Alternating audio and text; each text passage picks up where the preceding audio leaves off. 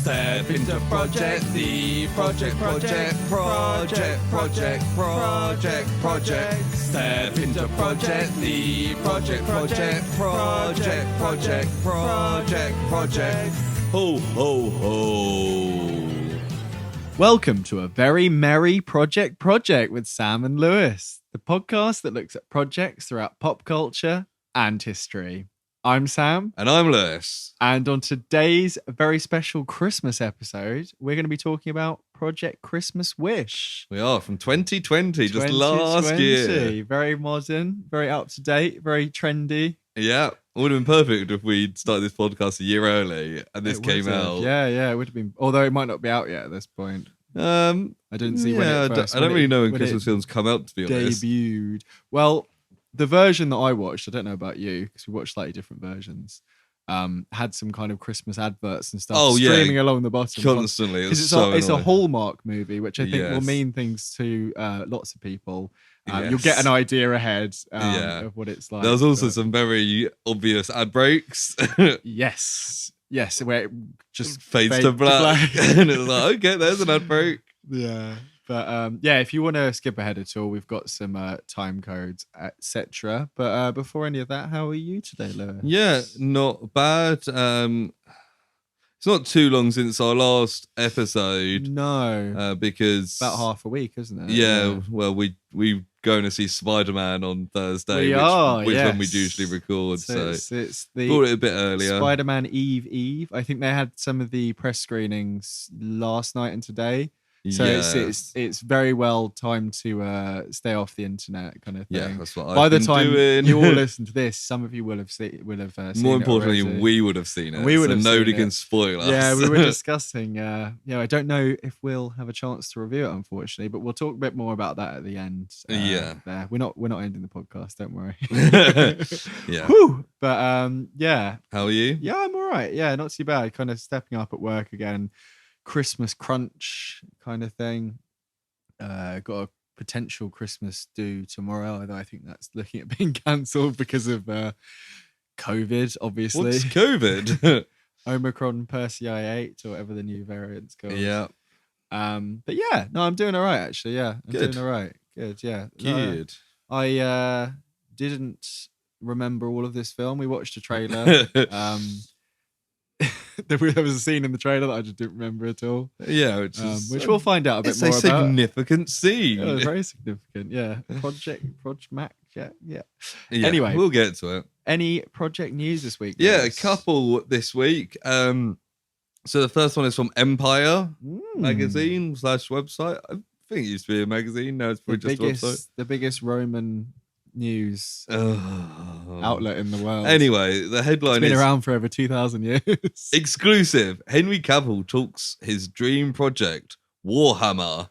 Oh, you know what? I did see something about this, actually. Yeah, so basically he was asked, because he's doing The Witcher, season 2 comes out soon. I think maybe later this week. Yeah, so it was last time I think it was just after Christmas last year, maybe. It was the year before because they got delayed because of the pandemic. But that year it was just, But yeah, basically he was like, Games Workshop have been very protective of Warhammer. There hasn't been loads of TV shows and movies. If it was gonna be done, it'd need to be perfectly. It'd need to be handled to a Lord of the Rings level. Ooh. And if it's not, I'll be massively disappointed. Basically, he would love to be in a film or TV series centered around Warhammer. You know what? I think there is a character an actual character in Warhammer that's based off him because he's such a big fan. So I don't know if they'd get him to play that character. Yeah, but, they mentioned some characters in here, but I'll never know anything about Warhammer. Because there's Warhammer and then there's 40k, which is the future one with the space. I think this is more 40k they're referring to. Oh yeah, okay, yeah. But yeah, I can't say anything about Warhammer. No, I mean, I touched on it when I was younger. I had a friend who was quite into it, but never. It's quite an expensive hobby, especially for kids. Yeah, but teenagers. Henry Cavill's Henry Cavill, and he's also quite a nerd. Well, they mentioned it on Graham Norton. I watched some clips because he was on with Tom Holland and Zendaya. It was there's some clips on YouTube, especially all of the clips with all of them, very cute, and they're all very likable. I think I saw that he talked about on there, which may be where this is. Well, Graham Norton's like, "Oh, is it Warcraft?" And he's like, "No, that's a different thing, Graham." And he's quite nice about it. And Graham's like, "Oh, what? So you paint models, and then what do you do with them?" God. And like, there was quite a backlash because Tom Holland's like, "Oh, I'd love to come play with you," like quite genuinely.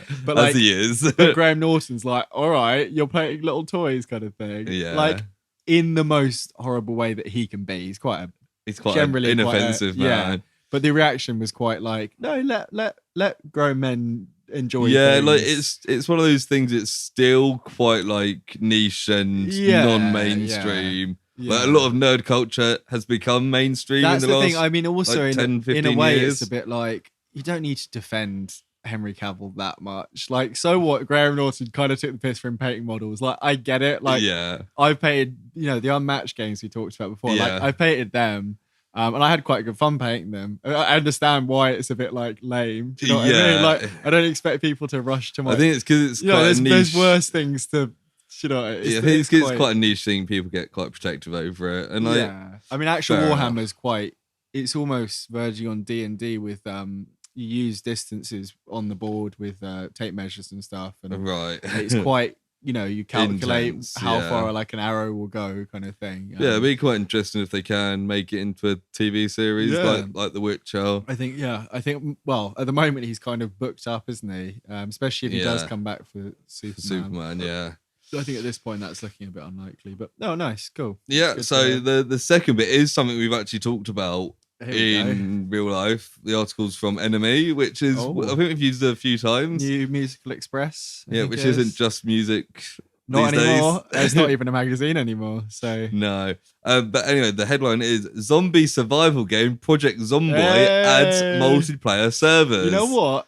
This was the thing that we were going to talk about. Yeah. So I said I just happened to find it when I googled the word project. So they dropped it.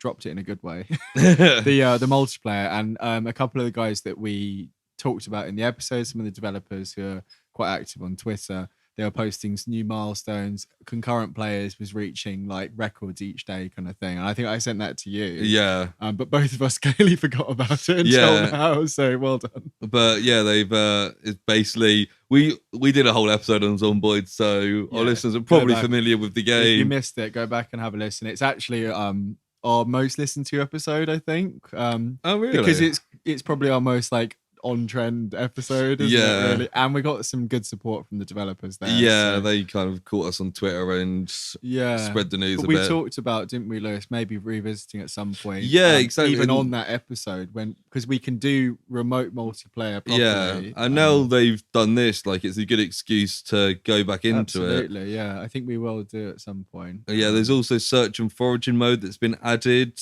Cool. So your laptop's given up the ghost. But I'm hoping to get that fixed at some point. Cool. Maybe payday. If you get that done, in the new year at some point, we can revisit it. Yeah, even if it's a mini episode, we can. Apparently you can get 16 players in together, which nice. Be quite fun. We can get some people on board. But it's any famous podcasters want to join us? I did scroll through this article, being like, wouldn't it be great if they mentioned the project? Recently covered on. Yeah, exactly. Famous podcast. I feel like we would have heard about that before. I feel like I would say they would have checked with us, but I don't think they do with these things, do they? No. They fame lots of these they're kind of online tabloids, aren't they, to be honest? These clickbaity things. Yeah. In like a slightly nice way. They'll quite often misquote segments and stuff like that, won't they? But so that's something to look out for. We had good fun playing it. Yeah, definitely. And I think if you listen back, which I'd recommend, because there's some good bits in there. There's some good stories at the end that I've we found. also put a short video on YouTube of us playing. And I'm glad you mentioned that, Lewis, because I promised an edited version of it about 3 weeks plus 3 plus 3 plus 3. I was going to say 3 months ago, but it was early October, so almost actually. Yeah, I mean, it's I'll have some time over Christmas to do that. We did mention I think last week that things come and go so quickly. Yeah, we've got to move on to the next thing. So exactly, it's such a hard life. The life of a podcaster. Some of you out there may know what it's like. If you know what it's like, we can empathize with you, and you can empathize with us. You can send us your podcast. We can give you a little shout out. Yeah, and if it's decent, obviously if it's shit, we're not gonna bother. so Joe Rogan, don't bother meshing us. Yeah, JRE, fuck you. But yeah, so that's project news for the week. Lovely. And we'll move on then to Project Christmas Wish. Yep, which project kind of seems forced in the title, but you'd say it works for us. It works. They talk about it a lot. They do say project. This may be the film that says the word project more than any other. You know what? If there was an easy way of finding scripts online, I would 100% be up for looking through that. I'm sure that a lot of these do have. Because they say Project Christmas Wish in full a lot. Yeah. And then they're talking about making it an all year round thing. And it's like, it's not going to be Christmas Wish, is it? It's just Project Wish. Yeah. And they do say towards the end Project Wish. That's going to be more like a Make-A-Wish kind of thing, isn't it? Which is not really what it's about. But any info up front there? Google summary says, a woman's life becomes transformed as she works toward granting a little girl's wish for Christmas like she used to have with her mother, which is pretty much it. Yeah. It's pretty much on the nose. It was pretty much what I expected, to be honest. I don't know about you. Yeah, it was pretty straightforward, not that complex. Just it's a Hallmark Christmas film, like a little lovey-dovey, simple Christmas film. Yeah, I mean, I'm glad that it was a modern one because at least it felt at times, at its best points, felt like a boring sitcom that you'd see, like in the nicest possible way. Like you can see how Sam's gonna go with his review. You turn on something on E4 and you'd be like, "Oh, I'll watch a bit of this," and it's like there's some kind of cutesy stuff going on, and you're like, do you know what I mean? Like, I know what you mean. Yeah, like there were some bits where towards the middle, which. We'll get to it. Favorite saying, we'll get to it. There were some bits towards the middle where I was, I'd warmed to the characters, so I was quite interested in it, kind of thing. Yeah. But it's not. So me, really. It's directed by Jeff Beasley. Didn't look into him at all. He was the producer on Siberia with Keanu Reeves. I don't know what that is. It was kind of 2015. I don't think it made a lot of waves. I don't remember that. But more interestingly, he released another Christmas film this year called A Kiss Before Christmas, which was his 6th Christmas film since 2019. Wow. I mean, I saw some of the actors and actresses on here. Scrolling through, they I think it might be a Hallmark thing. Yeah, they might, because Hallmark released like a shit ton of Christmas films. Yeah, there's the memes. Have you seen where it's like it's all the covers, and most of them is like man wears green, woman wears red, and they're just that like all the covers basically look exactly the same. It's a family Christmas thing. Yeah, I imagine in America it's a bit more prevalent because we don't really get them here. Well, it's on the Hallmark Movies and Mysteries channel, which I don't think we get. No, but even repeats of things, I think occasionally you'll get something on like a weird Freeview channel kind of thing, won't you? But it seems like Jeff Beasley's kind of a go-to director for Hallmark for a lot of Christmas stuff. The main two, kind of the woman and the man the love interest essentially. Yeah, we've got Amanda Scholl. Yeah, who people may recognise from Suits and Pretty Little Liars. Yeah, I saw she'd done, because I thought she could quite easily have been like a straight Hallmark person. She was she's quite likable, but I wouldn't have been surprised if she hadn't really done much. Yeah, do you know what I mean? But it seems like she's done a fair bit of kind of drama and serial stuff on TV, and kind of similar for Travis Van Winkle, which is a great name. Who's the lead man.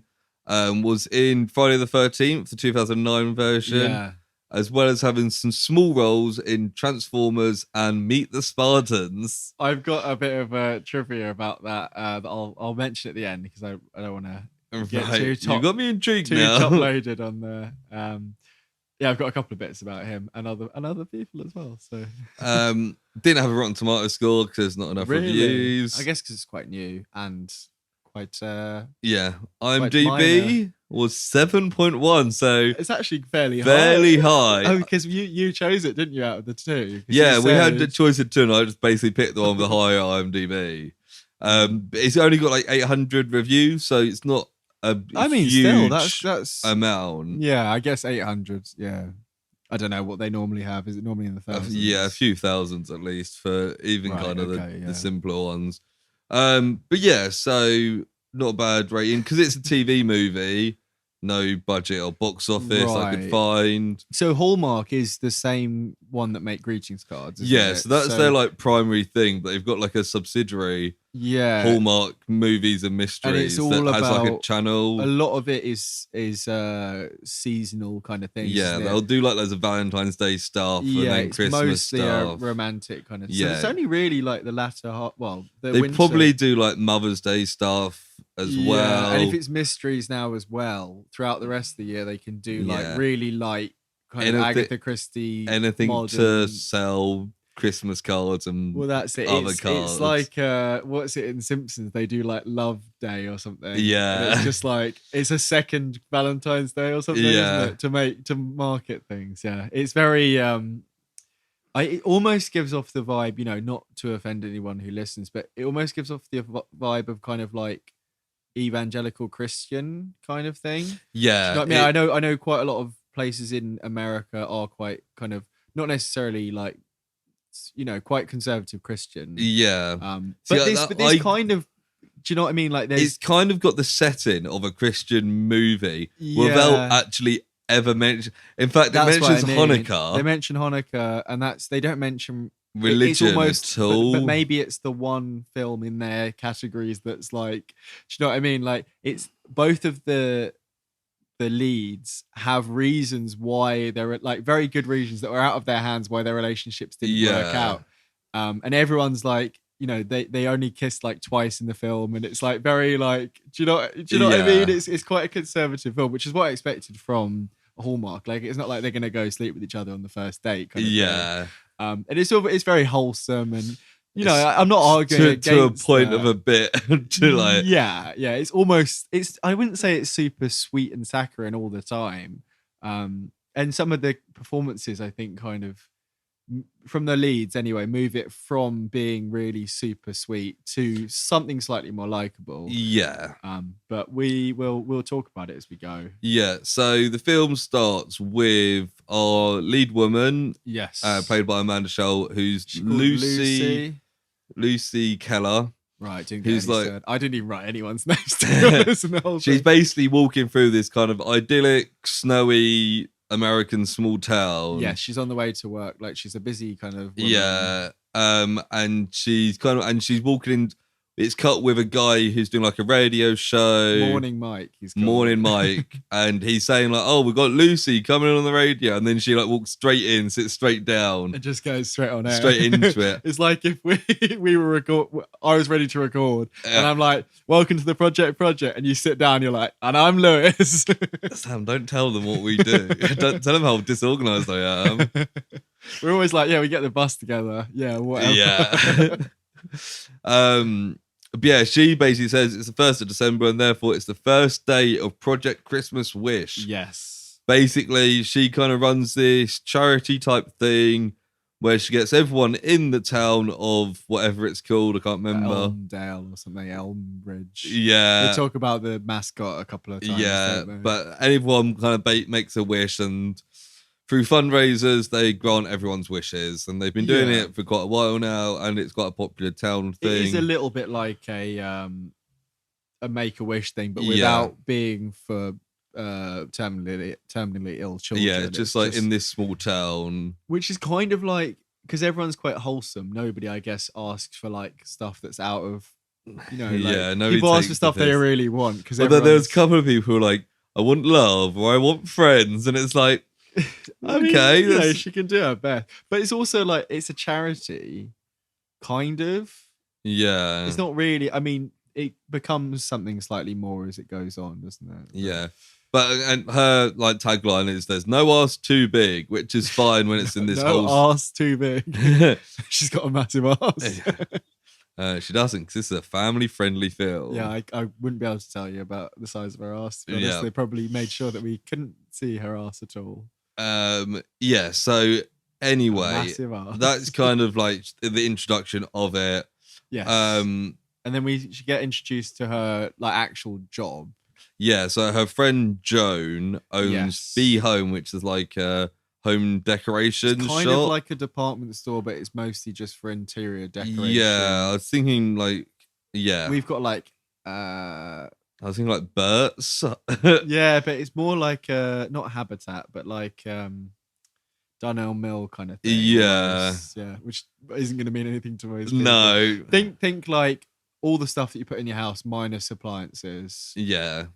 Kind like of thing. all that kind of stuff. Rugs and decorations. Yeah, and Lucy works at Be Home. That's her actual job. But she also uses it as kind of like a base for the for Project Christmas Wish. And I got confused because the mum comes in and she's like, "Hey girls," and I thought they were sisters. I thought they were sisters until quite late into the film. Because later on they're like, "Joan's parents are coming to town." I'm like, "Okay, well I guess they're not."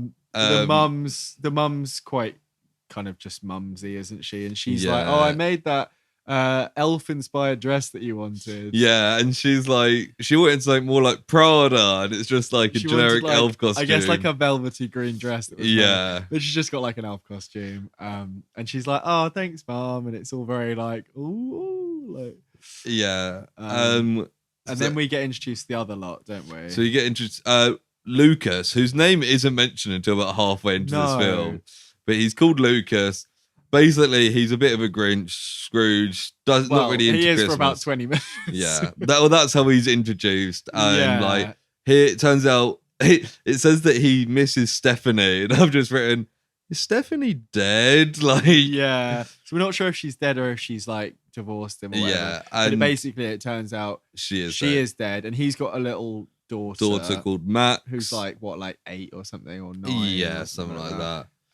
And he's also got his parents, so Max's grandparents, who are quite meddlesome, and they keep turning up, and they try and give her donuts, and he's like, "Oh, she's not allowed sugar," kind of thing. Because he's like, "Have your breakfast first," and she's literally just got a pile of eggs for breakfast, and I was like, I feel like you need to have a bit more variance in your breakfast. It's either full of just eggs or donuts. Yeah. But they hear Lucy on the radio talking about Project Christmas Wish. And the daughter's like, like she keeps doing these like mischievous, weird faces. At this point, I was like, this is like painfully like overly cutesy. Yeah, like especially the kid. She's so for a kid who like the whole point of this kid is that she's always sad. And yet she never stops grinning in the entire film. She's like always like in the corner, like looking at them like, yeah. You can't see my face, anyone, but just imagine like a smirky kind almost of cheeky. like a I don't know, like it was verging on a bit creepy, to be honest. Like an animated character in a DreamWorks film. I was going to exactly say DreamWorks. That's exactly what I was going to say.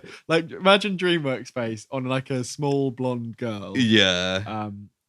I mean, there probably is something like that in like a Despicable Me or whatever, but yeah. Yeah. But anyway, they're back at the shop. They cut between quite quickly. Scenes don't last very long. They're like a couple of minutes and it jumps, a couple of minutes.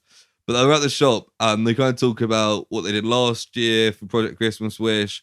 Someone got a dog.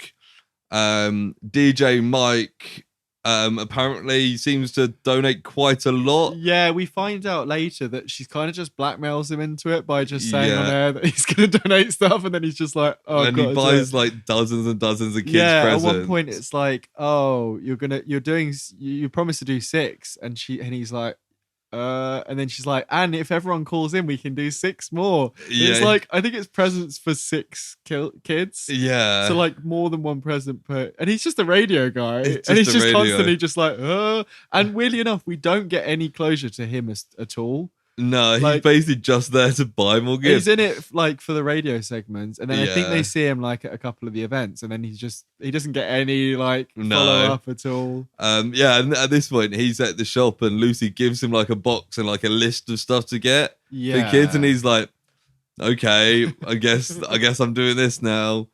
And then we also then get introduced to Joan's boyfriend, Colin. Right. Who just is awkward throughout the entire film. He's awkward, and they make a point of it at the start. And I think we can jump back and forward a bit on this. But his main plot is that he wants to propose to Joan just before Christmas. Yeah. And because Lucy's really good at organising stuff. And he's quite an anxious, nervous guy. And he's quite nervous. He reluctantly asks her to help. And it kind of, throughout the film, spirals and gets more and more and kind of comes to a kind of conclusion towards the end. But I kind of heads up it now so we don't have to keep explaining it every time. Yeah. But there's also not too much to that. That's the B plot. And that's... Yeah. Basically, every time they meet, he's like, "Oh, Joan, can you go get something for me?" And then whispers to Lucy, and eventually Joan's like, "Does Colin not like me anymore?" I thought he was going to think that she was cheating on him with, but that's too risque for this film. So Lucas and Max arrive at the shop because she specifically wants to go to the home place. Max, probably because she heard on the radio. Oh, the Christmas elf, whatever, will be there, and she's like, "Oh, I've got a surprise. Go do stuff." Yeah. And he goes over and he's very kind of like, "Oh, this is all over the top." He's asking about this decoration, which is a Christmas horse. It's very overly decorated, this shop, and the town mascot is a horse. Yeah. So Lucy's made a big thing about a Christmas horse. Yeah. And there's lots of decorations with Christmas horses. And we do find, I'm just going to, we find out that she made up the Christmas horse, didn't she? Yeah, but she didn't make up that it was the town mascot. No, but she made up the Christmas and thing. He's a bit like, what's a Christmas horse? He's like, this is and it's dumb. Very like enemies to lovers kind of trope. Yeah, but even from the start, it's clear that they kind of like, it's like a bit flirty. It's a bit flirty, but a bit like, it's a bit like harumph. Like, oh, I can't believe he said that to me. And he calls her Mrs. Claus, and she's like, I don't look like Mrs. Claus. I'm a fun Christmas elf. And that's their initial meeting. It's very like kind of like kiddie, playful between like girls and boys type. Yeah, thing. It's quite childish. I think some of the later stuff, as I said to you when we watched the trailer and the sneak peek, if anyone wants to watch it, is on YouTube. The whole film's on YouTube, and the whole film is on YouTube as well.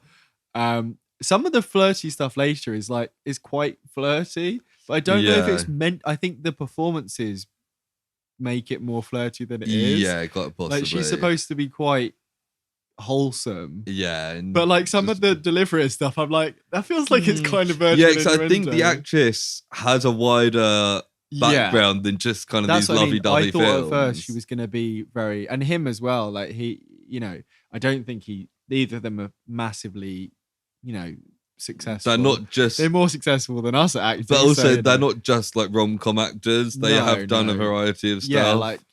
But either way, so they kind of that. They're having a successful Project Christmas wish so far. There's some wishes. Like one wish that they get from a woman called Cheryl is that her son's on a military base. Yeah. And last year she couldn't afford to pay to fly him back, and this year she can't again. But rather than it being somewhere like Afghanistan or somewhere they couldn't possibly do it, it's in San Diego. And I don't know where. I think they're in Minnesota or something. That makes sense because it was filmed, I think, in Canada, or at least a lot of the actors are Canadian. Right, probably to give it a snowy setting. But also Minnesota and Canada border each other. Yeah. So it could at this point as well, like, because it's not queer. It's not clear. It's not a queer film. No. I was thinking, is there anything that they've got some non-white people in this? Yeah. And Colin and Joan are an interracial couple. Yeah, they are. So it's quite 2020. It is. But yeah, because we don't know. I thought for a second Lucy and her mum were just paying for all this, and I was like, they must be loaded. Yeah. Because it's not really clear at this point. The dad was like a millionaire before he passed that's away. kind of what I was thinking, but it's not that. No. It's revealed later on. I say revealed. They do fundraisers every year. Like, that's it. Yes, that's it. It's not like a big secret. Anyway, Max, it's later on. Lucy's back on the radio with DJ Mike. Yeah. And they kind of go I think Max is with. I've got such little notes on this film. I'm Yeah, sorry. there's not much. I mean, I've got all the Max- main points, but I don't. Yeah, Max is with her granddad, and she's like, Right. I want to go on yeah. to the radio to make my wish. So they kind of get to the radio and they kind of signal, oh yeah, this little girl wants to make her wish on the radio, and they're like, yeah, sounds cool. Yeah, I've got this. So Yeah, Lucy's yeah. like, oh, what's your wish? And she's like, oh, I miss my mom and I want Christmas like we used to have together. basically, And they're all like, oh, and it becomes, you know what it's a bit like? It's a bit like a Sleepless in Seattle kind of thing where like the sad dad story becomes like the talk of the town, isn't it? From this point onwards. So like, she's publicly made a wish on the radio that she wants, because her dad doesn't really do Christmas. Yeah. She wants a good old Christmas like they used to have before her mum died. And she's like, yeah, of course, kind of thing. And then he hears it, Lucas. Yeah. And charges down to the station. So he's a bit pissed off that like... Yeah, he's like, I don't want people airing our dirty laundry kind of personal... Because it's like it turns out he used to live in Boston with Stephanie, his wife who's passed away. Yeah. And Max. And they moved back to this town because his parents lived there. Yeah. And he needed maybe support with the child and stuff like that. I think also he wanted to be close with them because they were getting old. Yeah. He's been there like 6 months. Yeah. And it turns out one of the other things later is that Max doesn't have any friends, which is really sad. She's like, everyone's got friends already. But oh yeah, and he basically says like to his dad, like, you shouldn't have done that. Yeah, because it's been 3 years since his wife died. Right. Okay. And I think they've not really had a good Christmas. When she was like lining up to make her wish, I thought she was going to wish that her mum was alive, and I was like, I know that's going to be hard to make come true. Yeah, that's the thing. Like, no wish too small or no ask too small. Like, well, maybe you should limit that a bit for kids as well. Like, yeah. But yeah, so then she kind of Lucy takes it on as her personal project. She has like one standout wish each year. Yeah, what do they call it? Like, there's a name. The main. I don't know. The main wish, and she makes her like her personal project. You know what? She's a bit like in the organizational thing. It's a bit like a Monica from Friends, isn't it? Not quite as manic, but she's very she's just constantly busy and doing stuff and organising. She makes this binder, folder, dream journal, collage thing, and it's Project Chris Max Wish for the daughter Max. For the daughter Max, yeah. Great pun. Yes. I almost wish that was the name of the film. To be honest, I feel like it would have been more attention grabbing. Wouldn't have made sense. But anyway, Lucas then meets Lucy for the first time. Oh, at that meeting outside, yeah. Yeah, like after the radio thing. Wait, no, they've met already. I mean, they meet again after the wish. They meet for the first time. Yeah. Again. But he's basically really not happy that his personal life is on the radio. Yeah. And his dad, the granddad's like, oh, it's about Max. And he's like, yeah, but also you just told everyone in the town that I'm a grumpy old man and my daughter's sad. Like, thanks for that. My wife, like, I don't think everyone knew that he'd been like grieving his wife and stuff as well. He kind of wanted a fresh start, which is completely fair. And also, the granddad, like at one point when they were talking about going to the radio station, I was like, you don't need to ask Lucas, like, it's fine, take him there, but obviously maybe ask before the daughter starts talking on the radio kind of thing. Yeah, exactly. But anyway, and then I think that Operation Chris Max Wish bit is there's not a montage, but there's a little side bit where she's doing that binder. Is that? I think so. And then we get a bit more with the B plot with I've written sister's boyfriend. It's not. It's Joan's boyfriend. Yeah. It's another one of those things where they meet and then it's a lot of it is like awkward. He's talking to Lucy about the plans and Joan turns up and he's like, I've got to go get some eggnog, and it's like walks off. Like you said, he is an awkward guy, but it's very much like, because she gets to the point where she's like, does he want to break up with me? And it's like, I can see why she thinks that. Yeah, definitely. Do they spend because none of them live together because it's all very wholesome and family friendly. So whenever she approaches him, he just runs away. Yeah.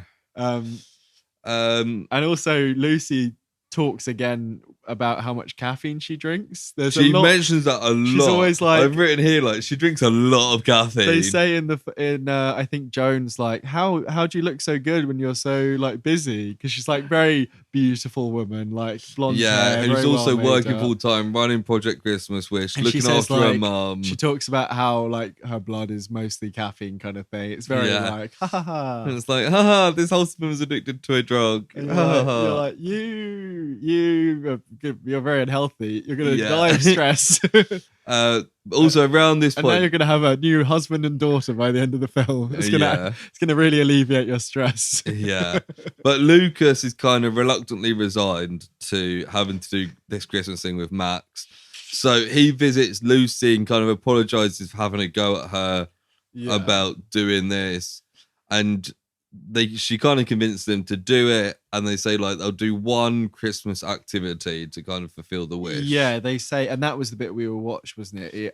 She's one of them says something about scratch. I think Lucas says it will scratch the itch kind of thing. Yeah, and he's of the impression that once Max has done one thing, she'll be fine. And so they pick to like decorate his house like all Christmassy. They go to, turns out Colin, the Jones boyfriend, sells like Christmas trees from like a yard or something. And she does the blackmail thing again where she's like, oh, Colin, you'll give them a half price or a free tree. And he's like, okay. Yeah. And they get there and she's like, Max, just pick a tree. And he's like, thanks. Because like we were talking about it earlier, weren't we, before the podcast? Like even the plastic trees are very expensive sometimes, aren't they? Yeah. And like a big fir tree, like a proper one, Nordic pine or whatever, would be like potentially up to like 70 quid here. Yeah. It's just like I know it's for charity technically, but but it leaves she's kind of manipulative. I guess that's her only real fault, really. She can be a bit like selfish as well. Like, even though she's all about giving, she's very selfless outwardly, but also it's kind of in a weird like trauma solving way, isn't it? As we find out, she had some trauma around Christmas. Yeah, but anyway, Max is off to go get a tree, and Lucas and Lucy kind of have some small talk where they kind of get close. He says he's a software engineer, and she kind of jokes about that's why he's not good with people or whatever. And that's where we find out as well that Project Christmas Wish is funded by a fundraising. Yeah, I think this is they've when got like a big fundraiser coming out. She says she used to live in Austin, Texas. Yeah, she went to college there, to uni there, and she worked for a non-profit for children. So she got a background in charity. Yeah, and then she moved back home, and she's done Project Christmas Wish for 10 years. Yeah. And there's a couple other bits of her backstory that we'll find out a little bit later. But the next bit is the bit we saw in the trailer of Lucas, Lucy, and Max decorating the tree and the house. And they lift her up to put the star on the top and everything. When they finish, Max is like, I want to do more Christmas stuff. And obviously, yeah, but that was Lucy's plan a little bit, wasn't it? Like, I think she even says, "Oh, I guess the itch wasn't scratched." Yeah, that's when she then reveals the Project Chris Max Wish book, and she's got like a whole load of activities. Yeah, and Lucas is like, "Fine." It's like for somebody who like really hates Christmas and really against this, he goes along with everything pretty easily. Yes, like from this point on, apart from he has one kind of, I guess, understandable fallback a little bit. Yeah. From this bit on, but all the stuff surrounding Max is just like fine. He's kind of sarcastic a little bit, and like he's a bit humbuggy, but like naturally he's just like charming and nice and like he's not quite like the character that he's meant to be. I think maybe they he's a bit too wholesome to be like this Grinch. Yeah. He just pulls a bit of a grumpy. He's got longish hair and he's got a bit of a trendy beard. And he's a bit, I guess that's supposed to be him being like a bit like hip and too cool for it. Yeah. But he just looks like what you'd expect in a film, really, doesn't it? Yeah, we get some discussion with Lucy and her mom about other wishes, but most of the focus is on Max. Yeah, they're talking about what is it, baking now? Yeah, they want one of the first things they're going to do is make cookies together, and because they don't know like the setup, it's like gluten-free, like lacto-free, nut-free, everything free. And they give Lucy's got a Grinch apron for Lucas. Which is quite funny. And this is when Max gets a bit sad because she made cookies with her mum. Yeah, is this the bit where there's just like really intense sad music while she's sad? Yeah. It's like generic, like you go on Google and I search swear to God, this piano girl's music. like bipolar. Yeah. But throughout this bit, the couple or the couple to be are getting much closer. Yeah, they're There's a kind couple of of jokes joking between around them. and flirting. Which in this bit, there's a joke, which I can't remember what it is. Something about just like grandma used. Oh, it's when she lists all the things that are not in it. Yeah. He's like, oh, just like grandma used to make, which I thought was quite a good joke. Yeah. And then in the next scene when they're together, he makes a joke and she's like, oh, you made a joke? And I'm like, I turned to Amy and I was like, he literally made a joke in the last bit. Like, yeah. I feel like they rewrote that maybe a little bit, but yeah. Yeah, so they go back to this tree place because the next step is to make Max friends. So Lucy's got a friend who's got a daughter called Sonia. Yep.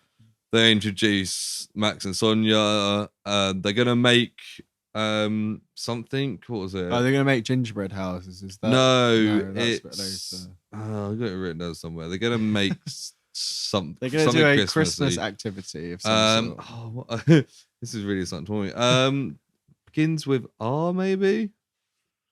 Rum. I don't know. Maybe we'll get to it. Rum cookies. Well, yeah, they're gonna make rum cookies. But anyway, this is when he makes the joke where he's like, "Oh, how do the cookies taste?" And she's like cardboard. Oh, yeah, didn't she end up making some more instead or something? Yeah. Yeah.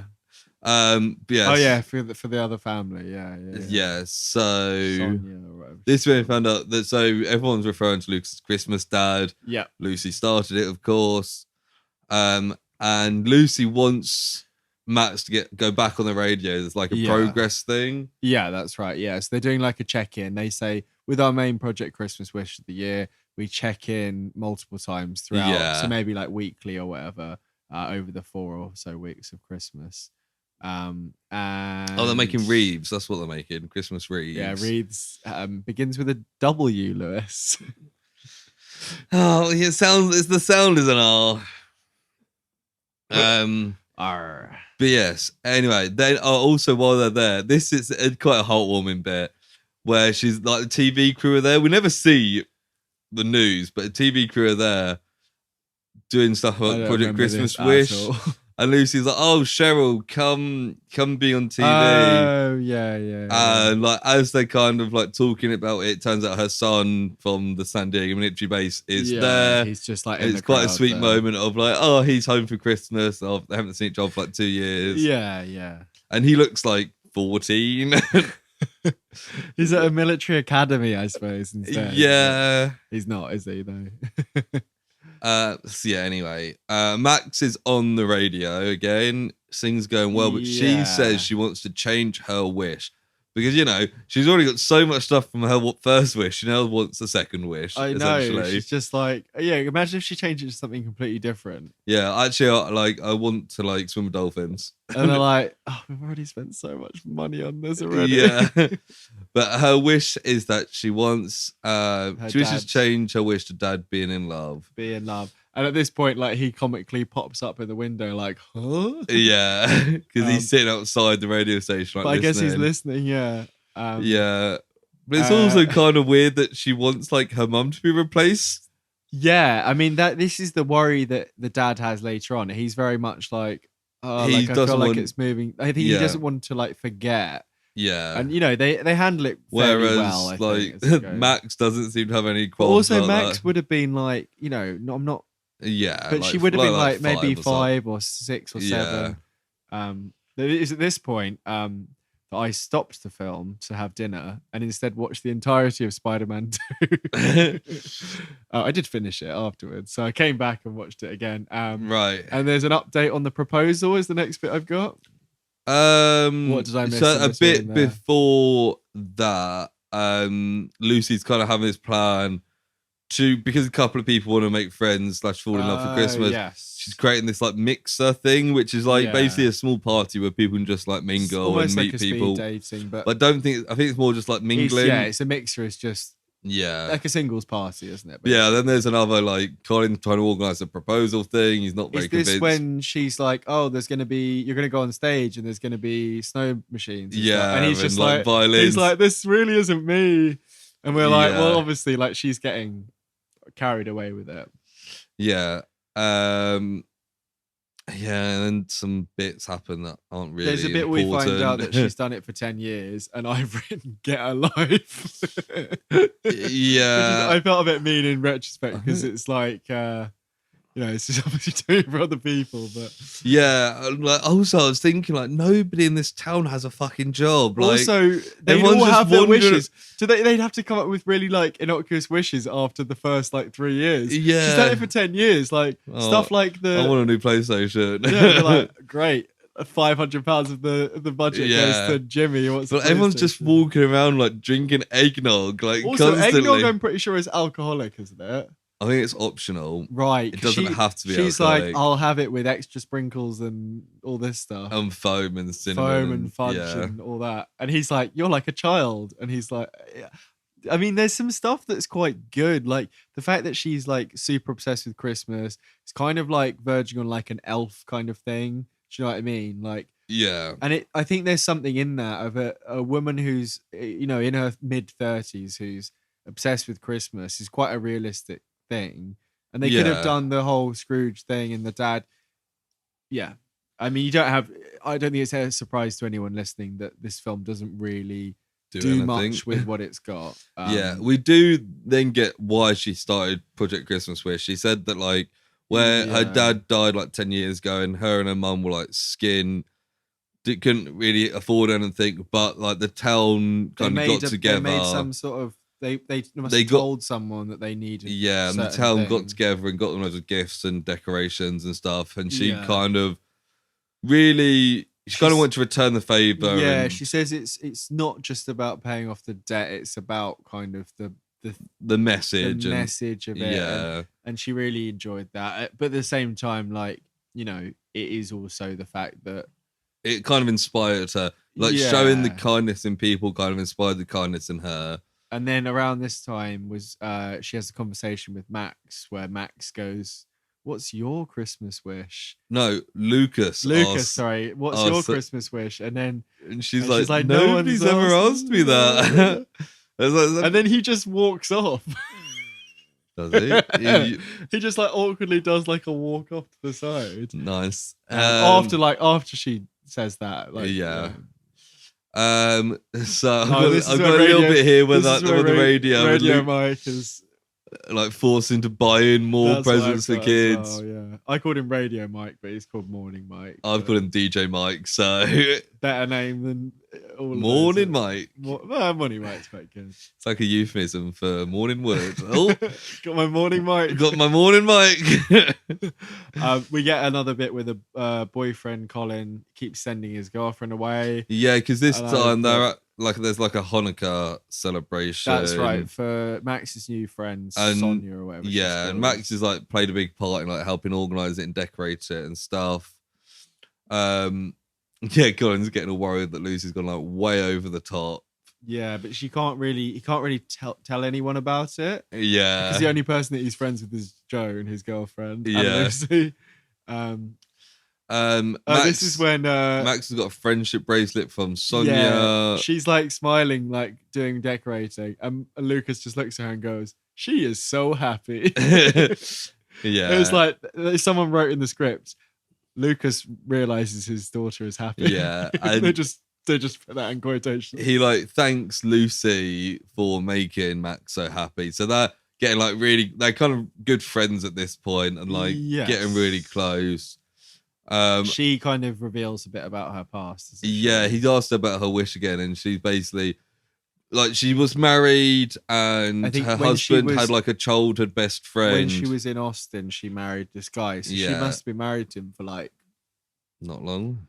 No, because she went to she did Christmas Wish for 10 years. Oh yeah. So I think she went to uni for the normal amount of time, worked at the non-profit, then moved home with the guy and then do Christmas wish for I don't know. Yeah. It doesn't really matter. But yeah, basically, he She had like a was- childhood best friend yeah. that he always insisted was platonic. well, Turned she out always it jokes wasn't. about how they were perfect for each other, and Yeah. then she felt very silly when they ran off with each other. Yeah, and it Um, kind of left her a bit scarred in the relationship. Yeah, Well, she never I think kind that of was got back like into 2 or it. so years ago, maybe 3. So it's a similar Yeah. amount of time for both of them. Basically, He then is the talks kind of- about, he opens up to her about his wife and how we he's find gone- out. We don't find out what happened to the wife. We she knows she passed away, but we don't- Yeah, I think maybe that's she was it. ill or something like that. But.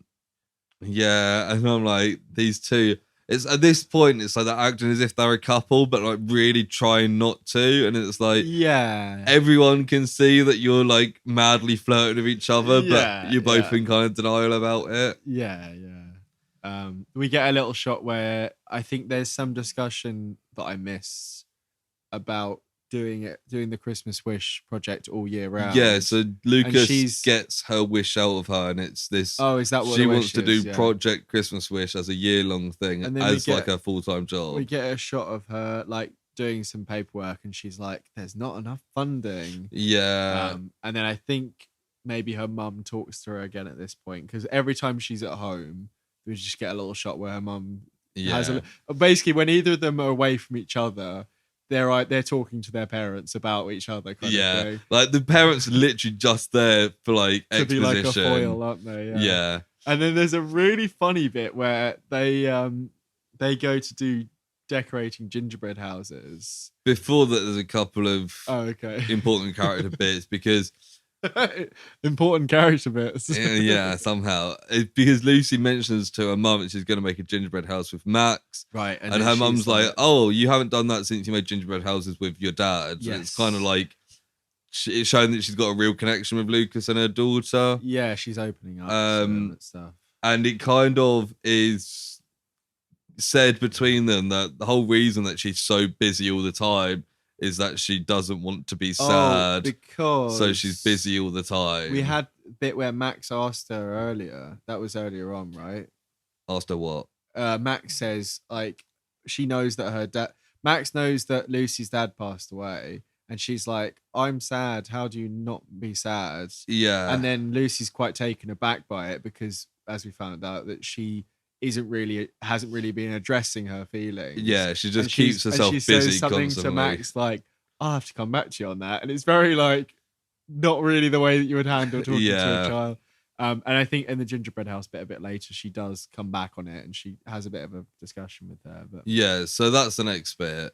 yeah, Is- the Max and Lucas, they fucking did that thing where the leads The have names the are same similar. name. Yeah, it's dumb. They've got all the baking stuff ready, and she To make turns up with a gingerbread. load of cardboard. And Yeah. It turns out the thing that traditional for her family is to do like big, almost like a Wendy house type thing. It's like a Yeah, little, like a den, but It's very. it's like 5 foot tall or something. And the song that plays is "Christmas Is All Around Us," which is the song that Bill Nye sings in Love Actually, Love Actually, yeah. which they made for that film, which is not a. There's not a- quite a few like it's but that quite- film that is supposed to be like a shitty cover song in that it's almost like Yes. a parody, and they talk about how like the lyrics are really messy, like Christmas is all like instead of love Christmas is all, is all around me. Yeah, and like they do it so earnestly in this film. It just took me Yeah. out of it so much. there's quite a few like Christmas songs that are like they've changed enough to not have to have the rights for I it. think that's right. Yeah, like there's some like kind of jazzier covers of things. and, Yeah, or they'll that just sort do of- like Jingle Bells because it's in public domain. yeah, and stuff. a lot of it was very public domain stuff. To Um, the point of being like royalty free music, like that Yeah. sad music when Max is first sad Yeah, is literally like I said, like go on YouTube. Like the guy that I mentioned in the Bigfoot project, who is like known on he basically is like a resource for royalty free Yeah. music. I'm pretty sure it's one of them. Like you see like a YouTuber has like sad piano music for like a joke in their thing, it's probably from this guy. yeah. But yeah, so they make the gingerbread house. Max has given Lucy a friendship bracelet present. Right. Lucy gives Lucas a Christmas horse. Yeah, as a bit of a joke. And that's when she admits that she made up the thing. Yeah, she made up the idea. And again, they're very, very flirty here, and it's like, just kiss for fuck's sake. Yeah, they have the bit where Lucy goes and sits in the house with Max and then she kind of goes back over the loss thing. Yeah, and they have quite like a and good Lucas like overhears it. It's that classic where he's just like outside the house, and she's basically says like it's okay to be sad, and it makes the happiest stuff happy, kind of thing. It's quite good advice, really. I suppose it's not particularly like but Lucy's trying to convince Lucas to go to this mixer thing, and he's a bit unsure. Yeah, so as she goes to leave for the night, it seems to be left that Max is going to help set it up in the morning, but Lucas isn't going to go. Yeah, and then Lucy's Max, is like looks at her dad as the door shuts. Is like, "Don't you want to make my Christmas wish come true?" And I thought he was going to go out and like kiss her. That's what I thought. He opens the door. He quickly runs to the door and opens it. Looks like he's going to run after her, but he's just like, "I'll see you tomorrow." Yeah, I'll see you at the mixer. It's like, oh. Then they're at the mixer, basically the next scene. Yeah. And Lucas is all like dressed up in like a suit, and he gets a couple of glasses of wine because he spots Lucy from across the room. And before that, we do get Lucy's mum. Oh yeah, she's basically there's some sort of bit with Lucy and her mum, and I think Joan or someone like that. And basically Lucy's mum is like, "Oh, I made you a dress," and she's like, "Oh," kind of thing. And then it's like she pulls it out, nice and it's this really nice dress, and she's really happy about it. And she also then Lucy convinces her mum to come to the mixer, because it's been 10 years since her dad died. Yeah. She needs her. And she's like, "Oh, what am I because gonna..." nobody is allowed to just be alone. No. Like after their loved ones dies, you have to get remarried. Somewhere between 2 and 10 years, you have to. Otherwise you're a spinster. Otherwise you're a spinster. And she's like, "Oh, what am I gonna find someone over drinks and awkward conversation?" And she's like, "Yeah, you might." And it's like, yeah. Anyway, and then Lucas spots Lucy. This bit, which is the most cheesy romantic bit, I actually really liked all of this bit. I thought it was quite good.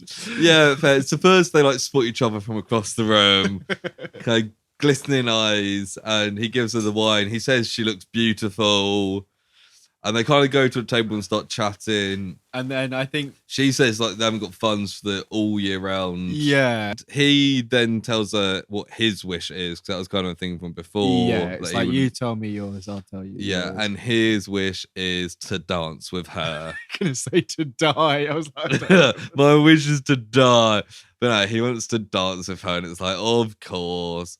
And they do like some like very romantic dancing. Yeah, like, I thought this was quite cute. Like she was very like cute, holding like, on. The whole film is like cute. She's like holding on to him very tightly, and like she's looking around the room, and I think his mum is very happy about them dancing, and her mum is like talking to an old man. Yeah, and like it's just getting very on well. nice. Everything's working out. Oh, because they make a comment earlier when they're at the table before they dance. He's like, "We're not doing very much mixing," and she's like, "I don't mind at all." It's like they only have eyes for each other, kind of thing. It's all very like, very blatant. Yeah, it's like romantic dancing. Everyone is happy. Even the mum is talking to an old man. I said that. I'm actually quite liking this now. This is the bit I like the most, which I don't know what that says. Yeah, and then there's the blatant ad break. Yes. And they're on the home. Lucy's there, and this bit made me laugh because she's like, she can hear herself on the radio, and she's like hearing my own voice is like nails on chalkboard, and I was like, I know how you feel. As somebody who so used to it has now. A podcast and listens to it back every week. Used to it now. I'm literally from the editing side of things. I know we listen to the episodes as well, but I have just kind of got used to my own voice at this point. Anyone who's listened to more than one episode knows that I don't edit very heavily, so I don't really listen to it. But also, for this, I think the point is that like anyone that hears back their own voice finds it a bit weird. Because we don't all sound as good as we think we do. Yes, I think it's just everyone sounds a bit different. Don't they? There's something to do with it's the way that a lot of what you hear is vibrations through your skull. Yeah. But when you hear it otherwise, you're not getting that. So everyone's voices, I think, are bassier in their heads. Or slightly. They've got a different. I colour can't say I to know them very anyway. well. That's the facts there. That's project facts. But back to Project Christmas Wish. Joan is saying to Lucy how there's obvious stuff between her and Lucas, like there's chemistry there. Yeah. And it's like a fucking Stevie Wonder could see the chemistry between them. Like, and he's not known for having a very good eyesight, if anyone didn't know that. Yes, but also this is when Joan's concerned about Colin and think that he's going to break up with her. And Lucy's like, oh no, what have I done? She's kind of like, oh no, I just wait and see. I'm sure it'll be fine. And it's like, maybe, I feel like at that point you'd be like, we're trying to arrange something for you. It's fine. Just chill. You don't have to chill. say that it's a proposal, but she doesn't even. No. She's just like, it'll be fine. Yeah. Like, and then we get a similar thing like Lucas with his parents, and they're like, oh, there's obviously something between you and Lucy. Yes, and he's like, yeah, we're really good friends. We're getting really, and he's like, and there might be something more than that. And the dad's like, Yeah. I'm so happy for you. But he's also kind of makes the point that he's concerned about forgetting Stephanie. Yes, that's right. Yeah. And he's also got this character change where they bring donuts again despite his original wishes. And he's just fine with it. He's like, oh, it's the holidays. Yeah. And that's like, he's opening up and being a bit more relaxed. Yes. Although, like, a 9-year-old shouldn't have donuts for breakfast. Yeah, but anyway, like, Americans have pancakes for breakfast, so I don't think it's that different. Yeah, I guess it's not as. Oh, it is fried in a way, isn't it? Yeah, pan fried cakes. Pan fried cakes is the full name of a pancake. Pan fried cakes. Yeah. Also, at this point, we find out that Max is gonna, as like the special Project Wish of this year, she's gonna do a speech at the big Christmas festival. What? Yeah, and they get a kid to do a speech. I think it's just like a thank you to Whoever everyone. does it, yeah. And we also find out that Lucas is working on some secret Project Christmas Wish business. Yes, we see him in the background of something, kind of doing what kind of looks like he's like selling drugs to some guy. Like he does like a weird handover, and they're both like. Yeah. And I was like, imagine if his plot twist was that he was a drug dealer. At this point, we haven't had like the I always forget what it's called, but like the drama point of the second to third act. I was thinking like, so far everything in this film has gone well. Nothing bad has happened. Yeah, what's it called? Like the tension point or whatever. I keep forgetting every time we talk on the pod about stuff. But like something bad happened. Yeah. Like that's one thing that annoyed me about this is like all the bad stuff that's happened to his characters happens before the film. I want to see more bad things happen. But to you know what people. I mean? Like everything just goes well for them. It's constantly nice. They have this point of contention that's coming up soon. Yes, which kind of is like changed my view after that. Basically, is this when they do some sort of other activity, right? Yeah, he invites her over for pizza. Pizza, the most Christmassy of meals. That's what I thought. You know what? I went to Pizza Express on Friday, and they had Christmas pizzas there. What's on them? Mostly normal pizzas with things like cranberry sauce or other stuff. Right. But on the menu, they also have the same pizza without the special stuff, and it's cheaper, obviously. Right. So I don't know why anyone would order them. Basically, they sounded pretty Like, disgusting. But they had 20% off Christmas pizzas. I've come to the realization recently that when you buy like a Pizza Express pizza in like a shop, that's so small and that's so expensive. They do have bigger ones, but I think I was in like if they're on deals, then they're worth it had that pizza or like one that was slightly more expensive, and I then looked at the per kilogram, and it was like the really Pizza Express shows... one was like twice as expensive because it's so small. Do you remember and expensive? A couple of weeks ago when you were around to with a friend of ours, and me and Amy had some pizza, and I think you guys that was like the dead cheapest Tesco's pizza. It was good, and that was like one of the nicest pizzas. Yeah, some of them. Like the pizza I went with instead of the Pizza Express one was a really good, and it was like a stuffed crust one. Stuffed crust is grim though. No, stuffed crust is good. If it's good stuffed crust, you know what? Have you had the? Let's just talk about pizza. The Chicago Town one that's got like the. I don't like deep dish. It's got like not the deep dish ones, like the big ones, like thin base. but it's got like sauce stuffed crust. Oh, no. So it's like it's like a You know what I tomato did sauce, there? and it's really I nice. had the when they came out when we were at uni. Actually, I had got so much more to say about pizzas. Just one small bit of the film just sends off on our way. We're only on an hour and 4 minutes. We've got time. Right. The hot dog pizza crust at Oh yeah, Domino's. yeah. They came out probably 2014, 15. We were at uni anyway. I tried it and it was disgusting. Yeah, because it was, I guess, one big hot dog round the whole thing, which is just a really funny image. They also did those cheesy bites crust. I think they've still got them, yeah. Which instead of having any crust, is just like lots of little I think cheesy that's a bit bites. of a stupid idea. Me and Christine just started going like the thin and crispy, crust kind of things. Not fuck around with the crust, just have no crust essentially. Yeah, one of the best pizza deliveries you can get is value for money anyway, is Pizza Hut. I thought you were going to say something really like unknown. No, Pizza Hut. Pizza Hut? Pizza Hut. You may have heard of it. Do £5 medium pizzas delivery, no delivery fee.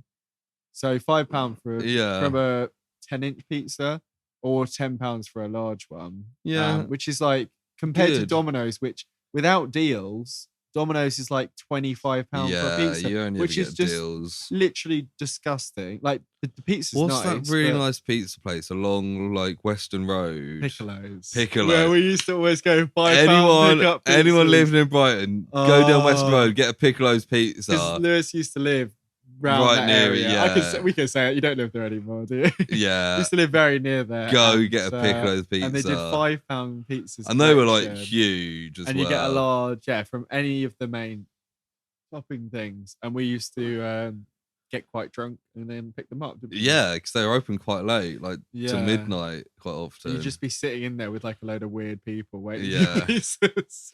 But anyway, back to the film. Do we have to? Yeah. To be fair, we're in the final home run, aren't we? Yeah. Really? So she's come over for pizza. We kind of skip straight to what kind of pizza she got. We never see the pizza. We skip straight to Max's bedtime. Oh yeah, and he's like, just wait around. I'll be 10 to 15 minutes. I'm like, that's quite a long time for someone to wait. And he like comes down and she's not there. Turns out she's outside by his fire pit. I think she's lit the fire. I think. Yeah. And he's on like one of those bench swing like things. A swing seat. Yeah, swing seat. Anyway. Like, it can sound like a swinger's seat. Like a sex swing. Yeah. But anyway, Lucas tells this quite funny story where he's like, oh, I did some research on the Christmas horse. And she's like, really? She's like, is it really romantic? And he's like, and like, yes. I didn't write it down, but from what I can remember, a guy on one side of America dreamt of this perfect woman, so rode a horse across America. Meanwhile, a woman on the other side of America had a similar dream about the perfect man and rode towards him. And they met each other in the middle in the lovely town of Elmhurst and founded it. And she was like, is that real? And he's like, nope. He's like, no, but there used to be like wild horses. Load of wild horses there. And I was like, she's like, you got me. Yeah. And it's quite like, quite charming in a way. Yeah. Like he's taking the piss. And then she says she invented the Christmas horse. Yeah. Oh, so that's been shit mixed. Yeah. And then they kiss. And they have like a bit of and I checked the time because I was like, I cannot believe it's taken 64 minutes of this film for these two to kiss. Wow. So there was only about 21 minutes left at this point. Not even that. I think it's 19. I thought it was 25. Doesn't matter.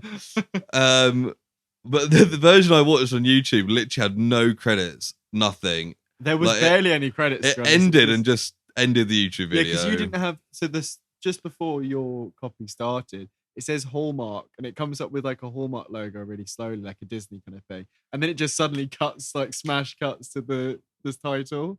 Right. Like coming onto the screen. See, I don't think I saw the title. Yeah, the title. I saw it. It comes across like quite quickly at the start. Right. As she's like about to start walking around. Yeah, they kiss. It's all very nice. You think it's finally happened. And then Lucas suddenly like gets really awkward. Yeah. Apologizes and was like, I should go. And she's like, this is your house. I'll go. Yeah. He basically starts freaking out about his wife. Yeah. And then The next day, there's a couple of bits, but they have a conversation. The next day, like Lucy's she's at home, like really sad. Her mum arrives, like, "Oh, it's an only hour until the festival. Get dressed. I've got this Yule log." He just starts eating the Yule log. Oh yeah, and she's like, "I thought that was supposed to be for," and it's like the classic, like a girl. I think she's like, so "Oh, it's for people who need it." She's like, "I need it." Girl upset, so she eats chocolate. Yeah.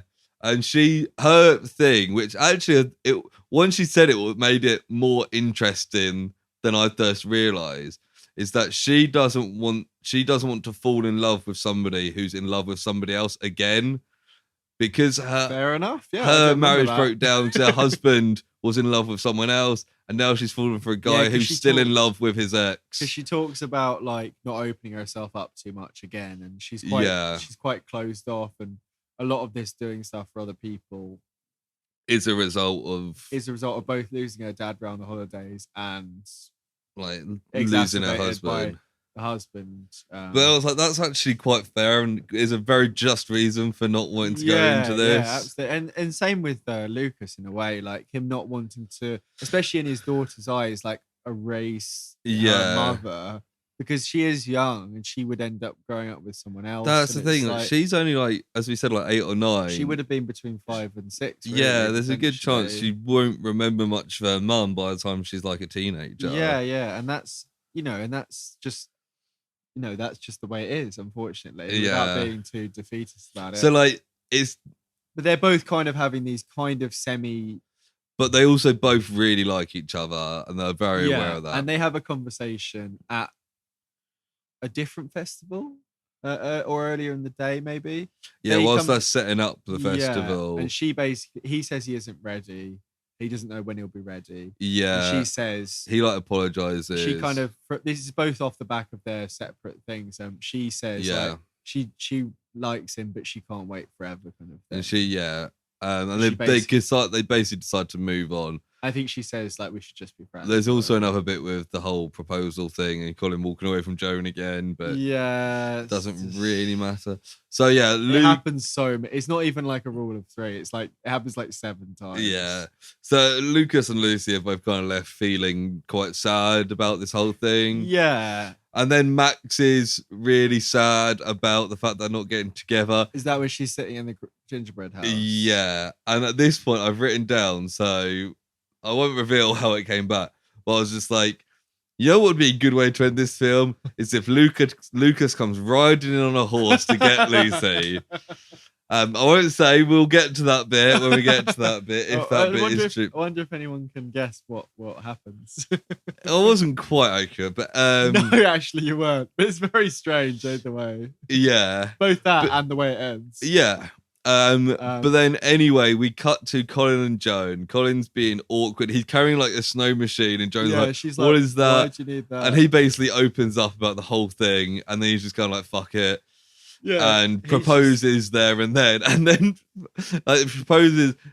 She says yes, it's all very nice, and then Lucas just like walks up to them and he's like, "Oh, sorry, am I interrupting?" And they're like, "Yeah," and he's like, "Oh, can you do me a favor?" And it's like, just let them be. Like, saw what was happening, and like he's clearly like realized he's interrupting, but still gone in and interrupted them. And then they're like, "Yeah, we're busy." And he's like, "Right, I need you to do me a favor." Right. Anyway, and then the granddad, Lucas's dad, has a chat with him about grief and love. Yeah, and he was like, "You'll never forget Stephanie." And there's a whole, it kind of gets a bit introspective about grief and how, it's kind of riffing off the whole, like, you can be sad all the time as long as you don't let it become who you are. Yeah. Like, grief is a way of loving someone when they're gone, but you can still love other people. And he kind of says to, the granddad kind of says to his son, like, you can love Lucy and still remember Stephanie. Yeah, exactly. It's kind of conclusion. I think that's actually just before the proposal thing, actually. Quite possibly, yeah. Yeah, because that's when he's then changes his mind and goes back and wraps in Joan and Colin. And then Lucy has I've written Lucy realises she deserves to be happy too. She have another conversation with her mum after quite possibly. Maybe the conversation with her mum's after. Maybe. But yeah, anyway, Lucy and Max are on stage at this festival. Lucy's kind of like, thank you everyone for coming, thank you all for your money. Like, I'm really glad I bought that car for Doris down the road, sort of thing.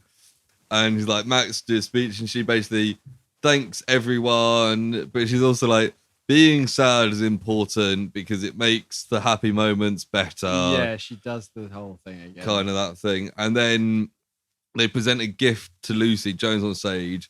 And this bit made me laugh because, like, Jones on stage, like, we've got a gift for Lucy, trying to, like, encourage her to come back on. And Lucy's like, oh, no. And it's like, that doesn't fit her character at all. Like, if she's asked to go on stage, she is going on stage. Yeah, I guess it's, like, about other people, though, is her whole thing. It's like, she doesn't really take she doesn't want to be in the spotlight. Like, the whole listening to her own voice thing, it's all kind of on that. I see what you mean. And I've written here, is Lucas going to propose to Lucy on stage? That's what I thought. Because I was thinking kind of this conservative Christian kind of vibe. You get married straight away. You've got to get married straight away. Otherwise, you can't be in a relationship. And obviously, you know, if there was a sequel, they'd be married straight away. But anyway, the gift that Joan and Max present to Lucy is a charter for Project Wish, an all year round charity. Yes. They kind of raised the money so that she could set this up. Turns out that Lucas was kind of the key person behind getting all this organized. Yes. And Lucas arrives with a horse dressed up in Christmas stuff, and I was like, he's just fucking called it. He's just walking a horse up in the middle of I was a bit disappointed he wasn't riding it. He's not riding it, no. And she's like, what's that? And he's like, it's a Christmas horse. She's like, yeah, I know. Yeah, it's a strange kind of interaction. And he brings her a horse, and then they kiss. They spin each other around. And it starts snowing. She's like, oh, the snow machine does work. And Colin's like, no, it doesn't. This is actual snow. It's like, it didn't you could work. definitely tell, wouldn't you? And then the creepy girl is watching them, Max, and she's doing a weird little elf smile. Yeah. And then they're like, what? And she's like, I'm just thinking about my wish for next year. Yeah. I'm like, is she gonna wish for a sibling or something? Yeah. I think that's kind of like, or like they get married. Oh, I hope my dad had sex with this woman. He comes in her. Yeah, I think that's exactly what she's thinking. I think that's a good place to end that one. Yeah, like I didn't have any bloody credit. You know what? I've got quite a bit of trivia actually. Joe, I was on IMDb. I think I might have looked at the trivia because I was so bored of it. I looked at the reviews instead. So bored of it. And honestly, some of the user reviews in this really made me laugh. Right, okay, this is good. We haven't really done. We could touch on this more. Yeah, so most of them are like, oh, this one's actually better than I thought. This is one of the better Hallmark films. There was a couple of comments on the YouTube link that I sent you being quite positive about it. Yeah, people generally, one person was like, I was put off by how manipulative the lead female character was, even if it was a good cause. Ditto for the sugary sweet lead child as well. That's spoiled any potential charm for me. And I'm like, yeah, I mean, I'm like, kind of, but super... like, it is that kind of film where everyone's super sugary, sweet. Saccharine, yeah. This one person goes into a massive rant about how much they hate Lucy, and like, she's just sounds like it touched a nerve in their personal life. Yeah. My ex-wife Lucy was just like her. Also get really angry about Lucas. They're kind of like, Joe, what? These two are the two most selfish people. They're perfect for each other. And I'm like, I get what you mean, but they're presented as pretty nice people. Like, it's a wholesome thing. He's not that bad. I mean, he should be a bit more caring. And they say the film should be called I Did It My Way. That's quite fun. But I think my favourite one was that they said that like the film would be better. Here it is.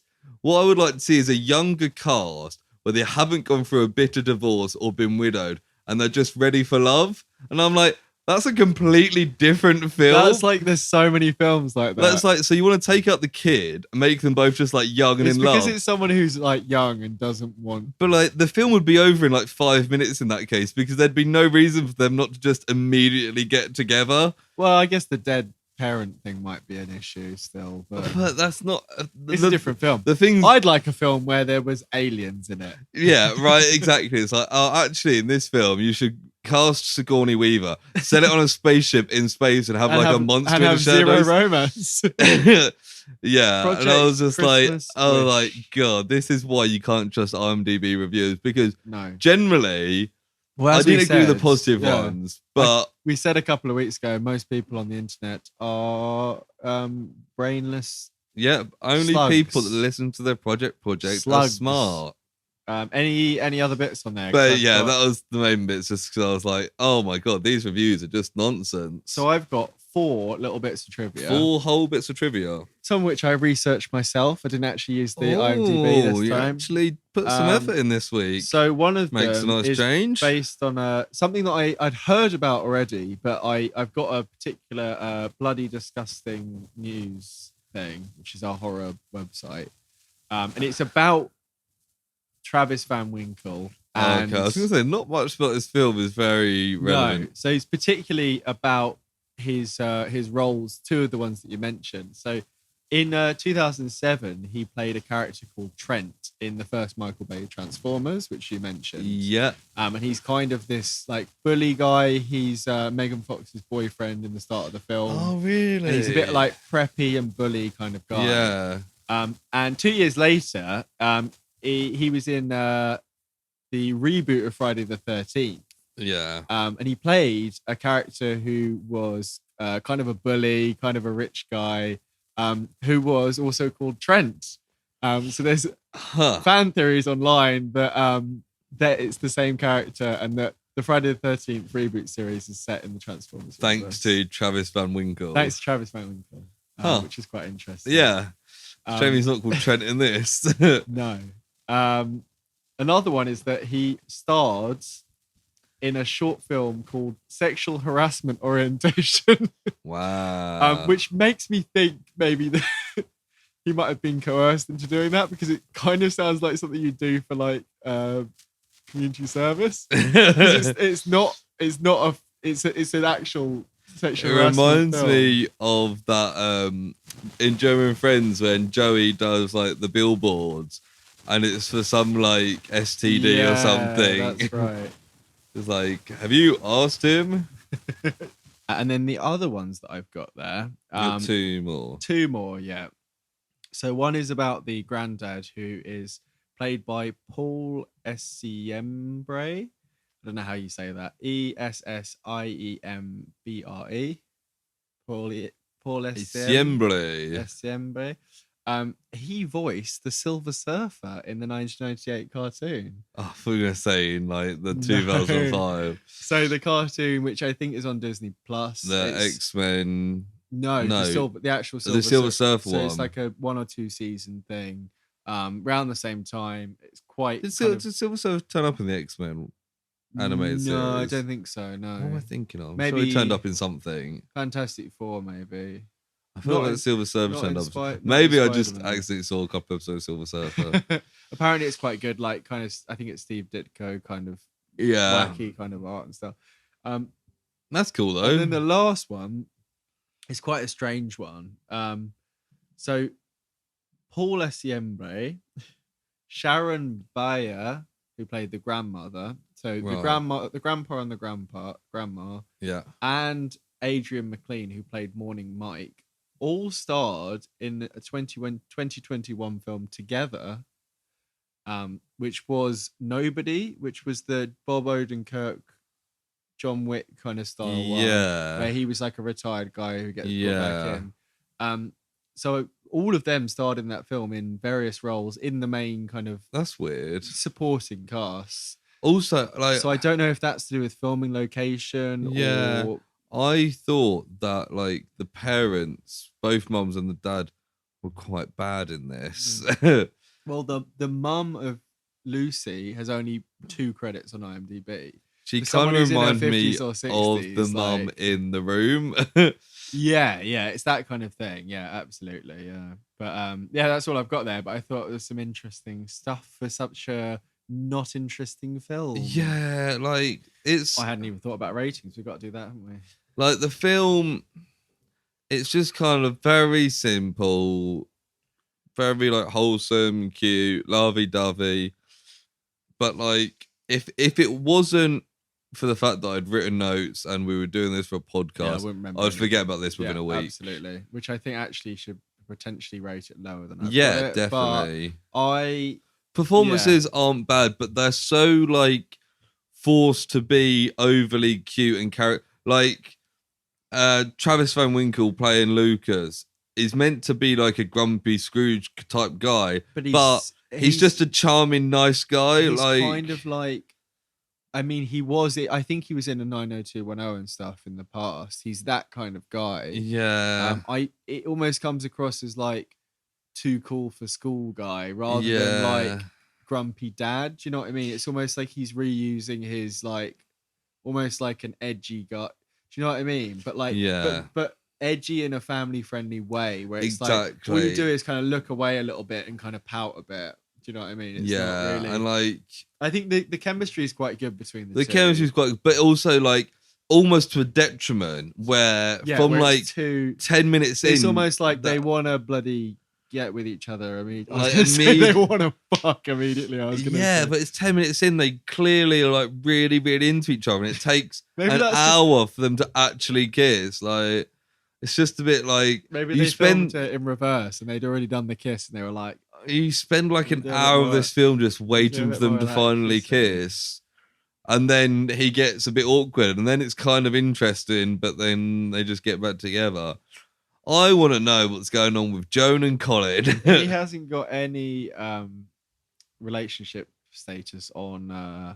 Well, are you interested? No, I just wondered if they were going out in real life. Yeah, but is it the things in Friends like?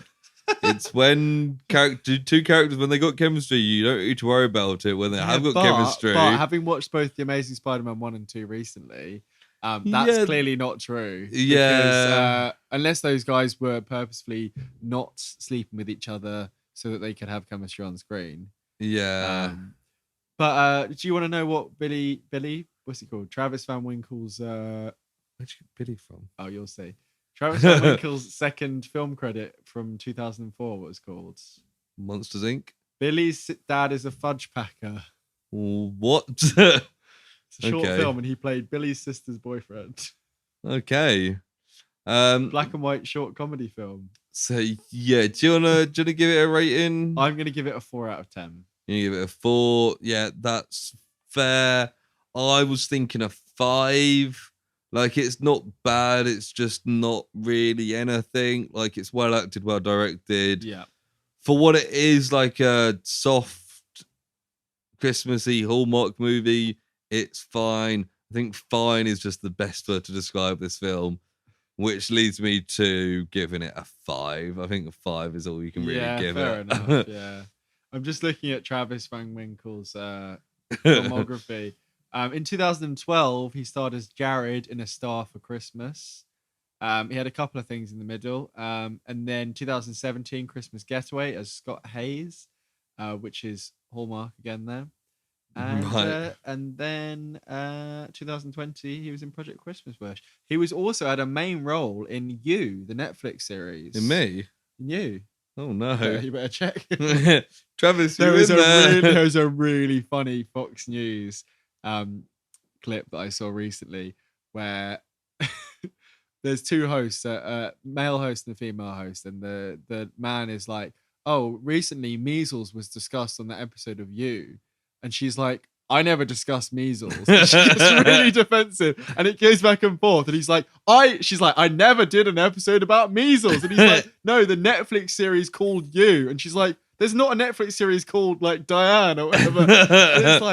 It's like nowhere but Fox News could that be an actual fucking. Oh, that's great. I'll see if I can find it. Send me that clip after really the pod. Yeah, I think 4 and 5. I think it's the first time we've been the other way around, though. I think. Yeah, I think it might be the first 5 I've given.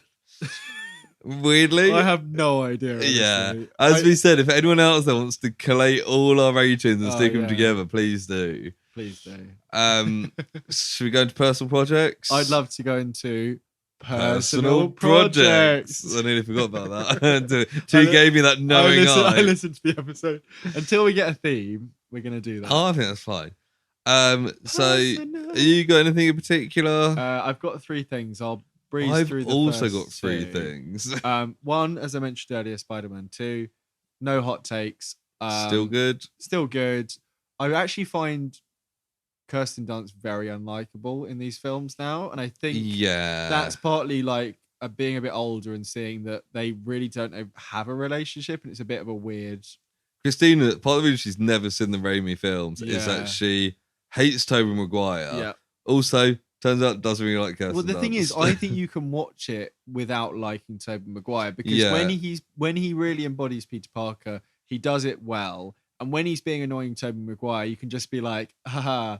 And the filmmakers hated him as well. You know, there's a lot of behind the scenes stories. I think we've watched a couple of the same videos where, like, in the first Tobey Maguire's a bit of a dick. Well, no, Flash, the guy who plays Flash Thompson was given money to try and punch him during that fight by the lockers. Yeah. And also, like, the bit in Spider-Man 2 where he's tying up his shoelace and all the college students' bags are hitting him. Apparently, they, like, all wanted to be the college students to smack Tobey Maguire in the face. That's quite funny. So you can kind of hate watch it a little bit. But yeah, good stuff. I don't think I'll watch 3 before we'll have time to watch 3. I'm never going to watch that film again. But I think because Dr. Octopus seems to be making a bit of a central appearance in the new one, I think it's worth. He was in the trailer. I've seen lots of rumors of people that are going to be in it. Yeah, trying to be ignoring stuff, but he's the one definitive one who's in the trailer. I'm really trying to stay off the internet, but yeah. To be fair, the third one is just hype for No Way Home, so we kind of covered that. Really. We kind of did talk about. My second one is I started watching Titans season 3. Like Netflix really is trying to push me into watching. You know what? I heard. So before you go into, I heard season 1 was really good. Season 2 was really disappointing. Season 3. So far, it's fine. Like, yeah, it makes sense. What's interesting? So you know about Red Hood already, right? Yes. They do Red Hood.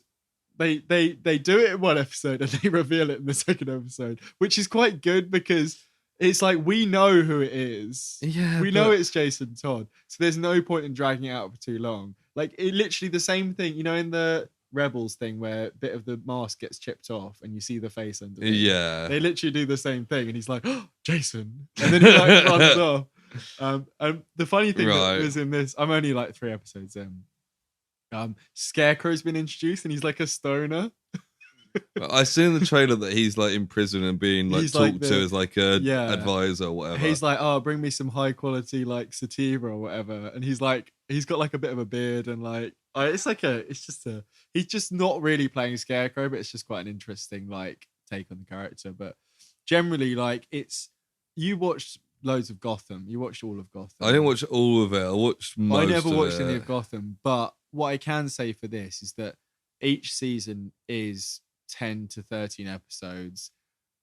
It's ridiculous. It's quite gory and bloody and adult at times, and then at other times it's like really stupid, like Riverdale-esque drama. Do you know what? I remember when the first trailer for it came out. Fuck Batman. Fuck Batman, and people were like, "Oh, it's so edgy," and like the thing that the main criticism I've got is that between season 1 and halfway between season 2, there's clearly like rewrites and writer strike type stuff. Yeah, like the finale for season 1 happens in the first episode of season 2, and I've seen that in Riverdale 3 or 4 seasons in a row. So Walking Dead did that constantly, as well, didn't they? So if you binge watch it, like I think you would find stuff that you liked in it.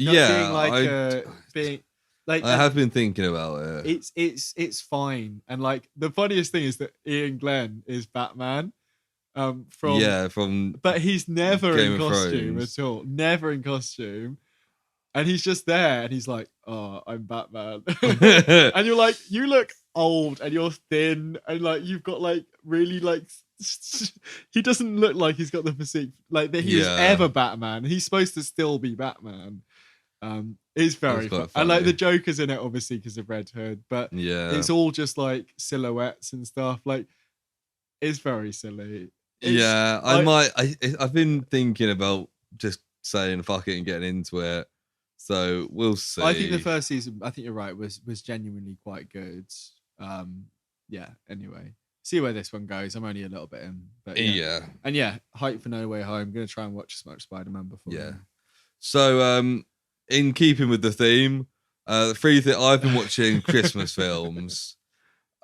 Three main ones that I've watched that I'm gonna breeze through fairly quickly from worst to best.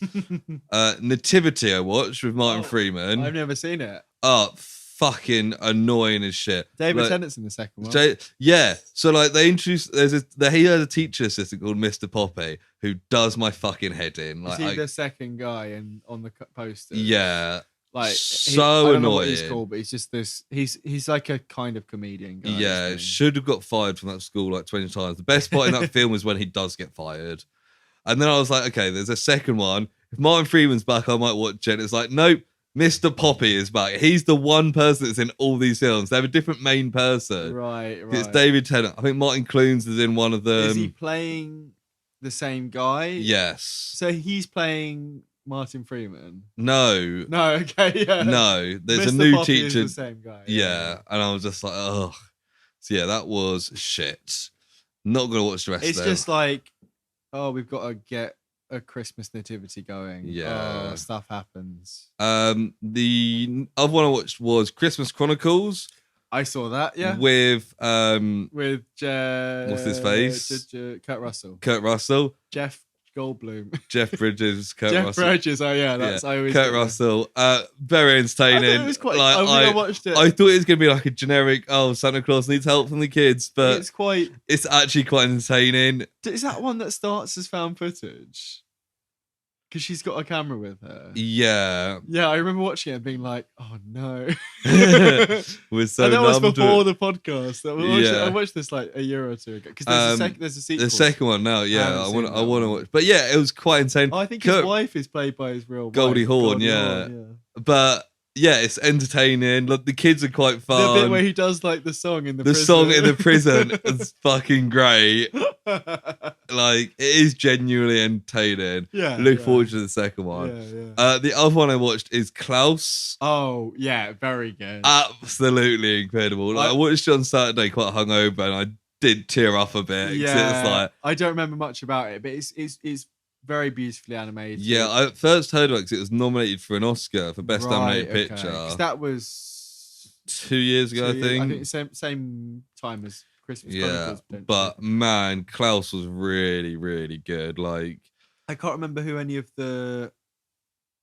I think Rashida Jones from The Office and J.K. Simmons is Klaus. Klaus, and the young guy is somebody. I'm gonna quickly look it up. Rashida Jones plays the lady. Yeah, who's like the teacher and love interest. It's kind of like a mixture between like a Pixar film, DreamWorks film, and like a Tim Burton film. Yeah, Jason Schwartzman is like the main guy, the postman.